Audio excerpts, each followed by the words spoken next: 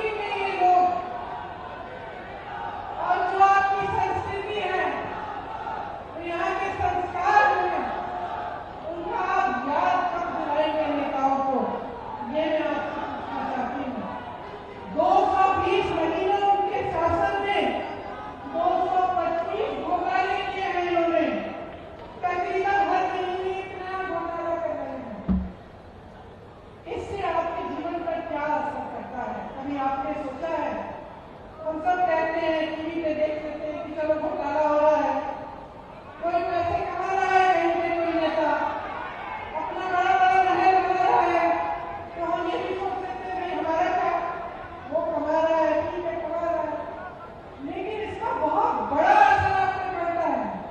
जो भ्रष्टाचार होता है इसका सबसे बड़ा असर पब्लिक पर ही पड़ता है, क्योंकि जहाँ पे सरकार का ध्यान होना चाहिए, मंत्रियों का ध्यान होना चाहिए, वहां से ध्यान हटता है।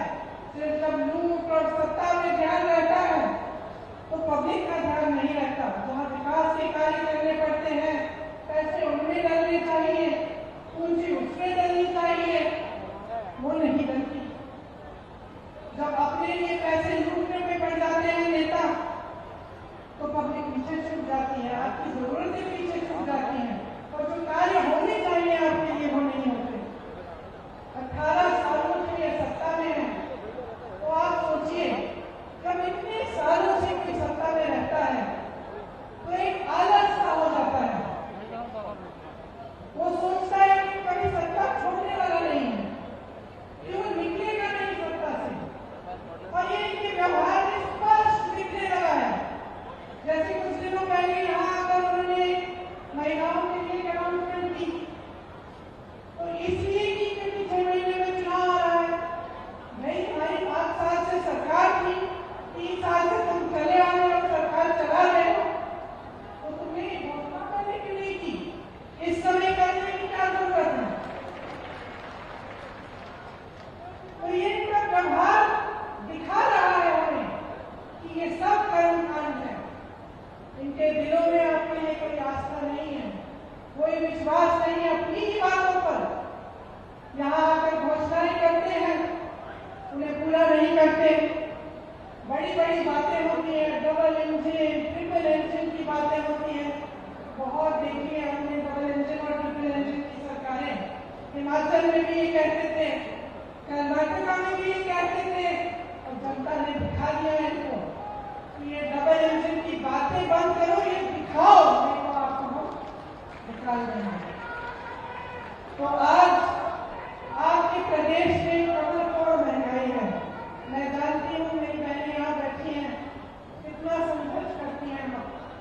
मैं जानती हूँ कि सुबह से शाम तक आप काम करती हैं, और मेरे भाइयों को मत मानना, लेकिन मैं महिलाओं में कहूँगी कि महिलाएं थोड़ा आपसे ज्यादा काम करती हैं, क्योंकि आप रेडियो में काम करते हैं, मजदूरी करते हैं, तो घर आके आप आराम से देखते हैं। महिलाएं बाहर जाती हैं, काम करती हैं, मजदूरी करती हैं, या कोई नौकरी करती है, या ऑफिस में ही कैसे काम करती हैं, तो घर आके भी काम करती हैं। और जब तक घर का काम खत्म नहीं होता, जब तक सब सही सलामत नहीं होते, जब तक खाना नहीं खाया होता, तब तक सोती नहीं। इसलिए मेरे दिल में खास कर गया है अपनी बहनों के लिए, और मैं जानती हूँ कि महंगाई का बोझ सबसे ज्यादा आप उठा रही हैं। गैस सिलेंडर को तो इतना महंगा कर दिया है कि खरीद नहीं पाते, भरवा नहीं पाते। आप सब्जी खरीदने के लिए दुकान जाती है तो आधी चीजें आप बेकार खरीदे ही वापस आ जाती हैं। और महंगाई की मार सिर्फ महिलाओं को नहीं, लेकिन सबका है। किसानों को देखिए, पेट्रोल डीजल के दाम इतने बढ़ गए हैं, जो भी इस्तेमाल करना पड़ता है, चाहे खाद हो चाहे कुछ भी हो, सब महंगा बढ़ गया है। बहुत ज्यादा महंगाई हो गई है आपके प्रदेश में, भयंकर बेरोजगारी है। जैसे मैंने कहा, शर्म की बात है कि एक सरकार 3 सालों में मात्र 21 सरकारी नौकरी दे रही है, तमाम पद खाली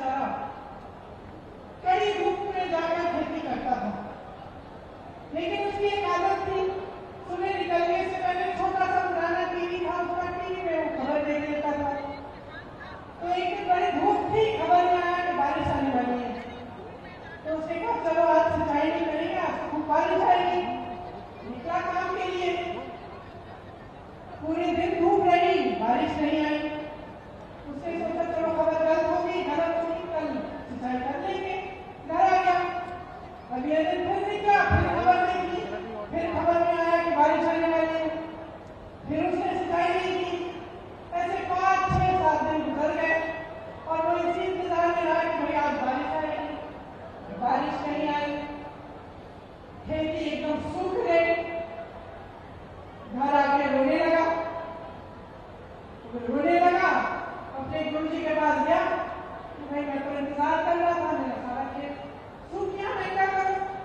तो उसके गुरुजी ने उसको कहा, है मूर्ख, तुमने अपने अनुभव से नहीं देखा क्या हो रहा था?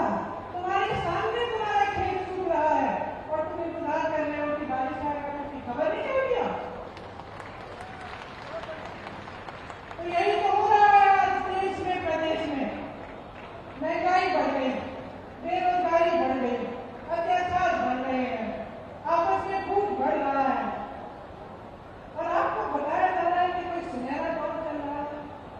आप गैस का सिलेंडर खरीद नहीं सकते, आपके बच्चों को नौकरी नहीं मिल रही है, शिक्षा का एक नया संस्थान नहीं बनाया गया, सड़कें आपकी पुरानी पड़ी हुई है, कोई व्यवस्था नहीं है, खाद की व्यवस्था नहीं है, पानी की व्यवस्था नहीं है, लेकिन आपको बताया जा रहा है कि बारिश आने वाली है।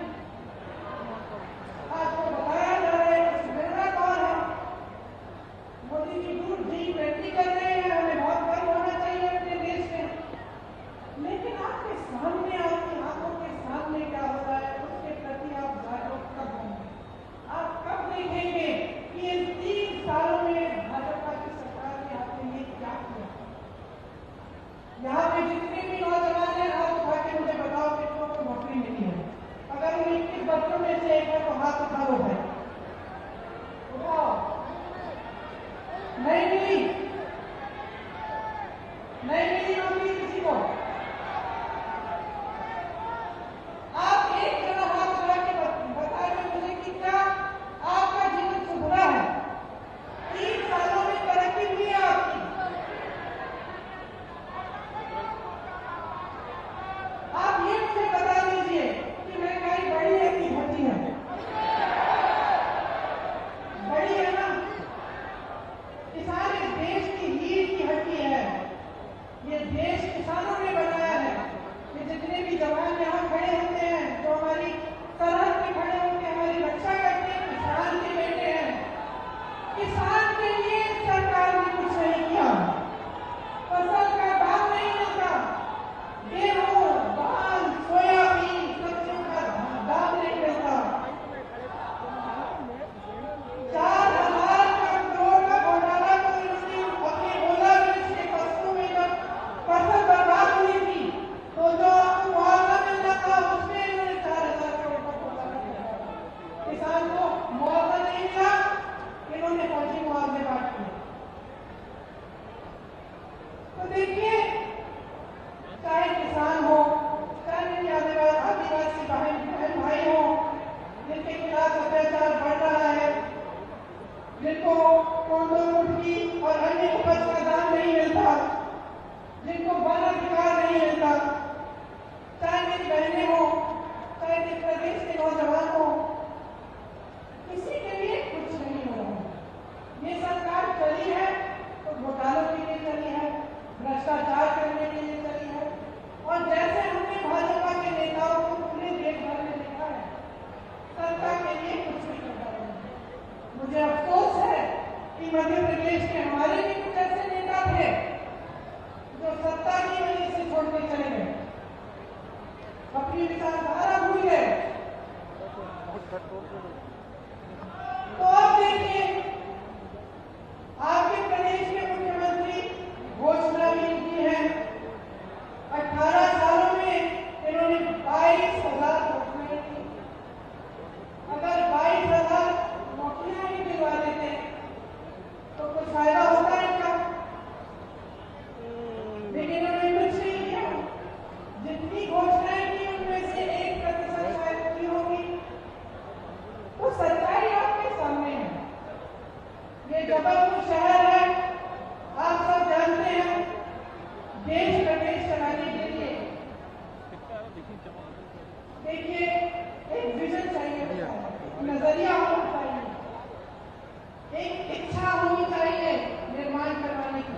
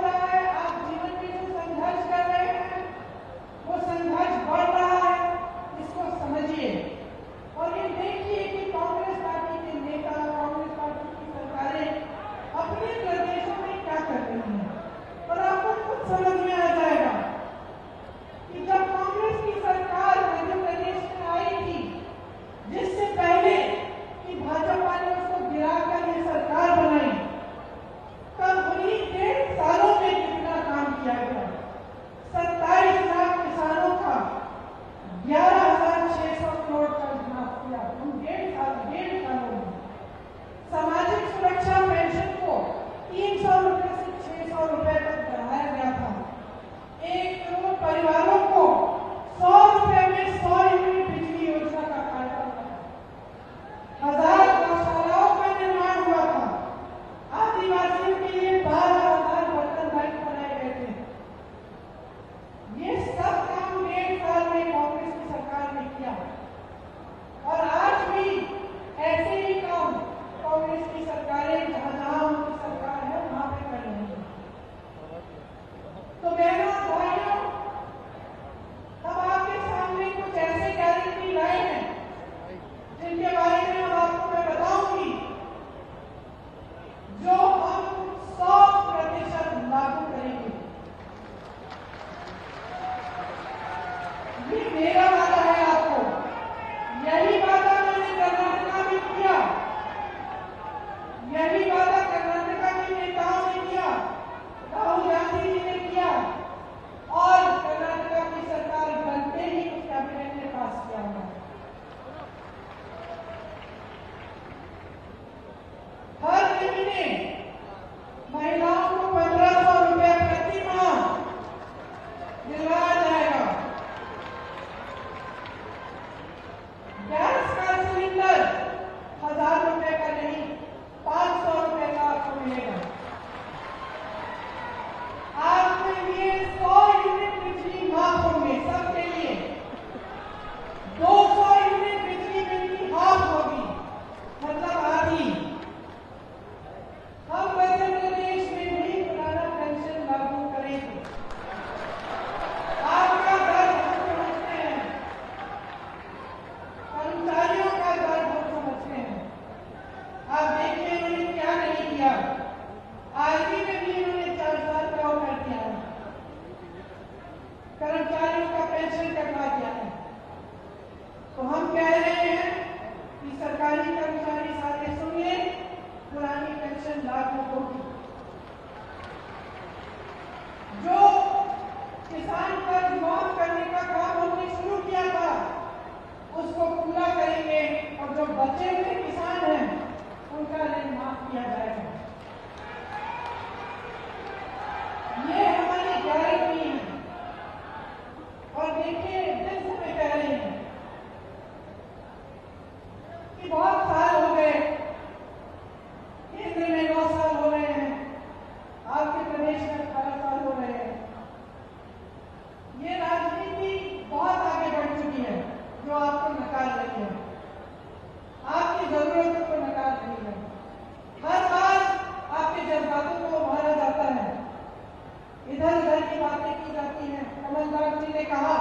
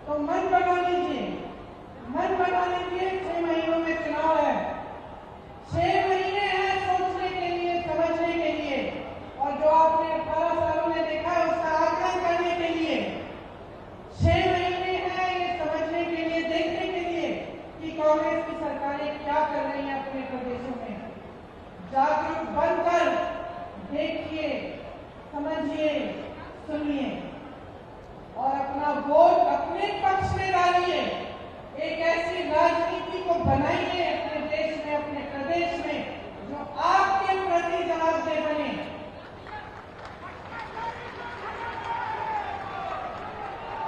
बहुत हो गया ये भ्रष्टाचार, आपको गुमराह करने का बहुत काम हो गया। आप नेताओं को मजबूर करिए कि जब इस मंच पे खड़े होते हैं तो आपके सामने सच बोले, नहीं तो आप उसको सत्ता से निकाल देंगे। यही आग्रह है मेरा आपसे। और खामखा चुनाव की वजह से मैं यहाँ खड़े होकर किसी की आलोचना करने नहीं आई हूँ। मैं सिर्फ आपको जागरूक करने आई हूँ। मैं आपसे वोट मांगने नहीं आई हूँ, मैं आपसे जागरूकता मांगने आई हूँ। क्योंकि मैं जानती हूँ कि कितने संघर्ष के साथ, कितनी मुसीबतों का सामना करके कितनी मुश्किल से निर्माण होता है। किसी चीज को बनाने में क्या नहीं लगता, खून पसीना लगता है। मेरे परिवार के सदस्यों ने खून दिया है इस देश